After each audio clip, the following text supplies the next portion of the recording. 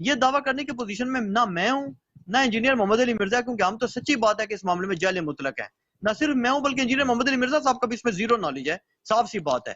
تو اسحاق صاحب نے البتہ کتابیں کھنگال دی تھیں، پورے دفتر پڑھ لیے تھے جو ان کے شاگرد بھی بتاتے ہیں، جو وہ خود بھی بتاتے تھے۔ تو ہمارا تو الحمدللہ یہ ہے کہ ہم تو اپنے آپ کو کہتے بھی مسلمان ہیں، اور کوئی ہم یعنی کہ طالب علم ہے۔ انجینئر صاحب بھی خیر یہی دعویٰ کرتے ہیں کہ میں طالب علم ہوں، اگرچہ وہ کہتے ہیں کہ میں یہ سمجھتا ہوں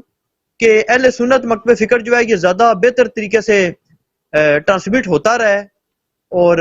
روایتی طور پہ بھی اہل سنت میں اہل تشیع کے بارے میں تو وہ خود تسلیم کرتے ہیں کہ مفتی محمد اسحاق صاحب نے تو زندگی گزار دی تھی، اور بڑے بڑے اہل تشیع کا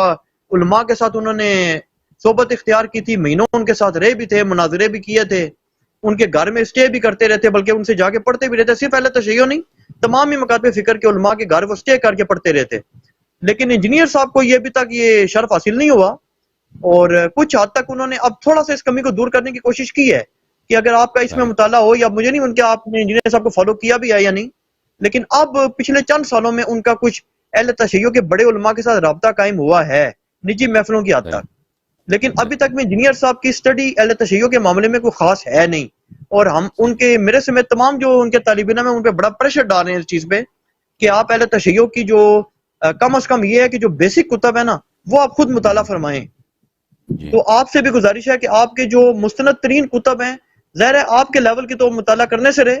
آپ کے مکتب فکر کا ایسی کتب ہونا جس کا وہ مطالعہ ضرور ہی کریں، تو آپ وہ ان کو ریکمینڈ ضرور کریں۔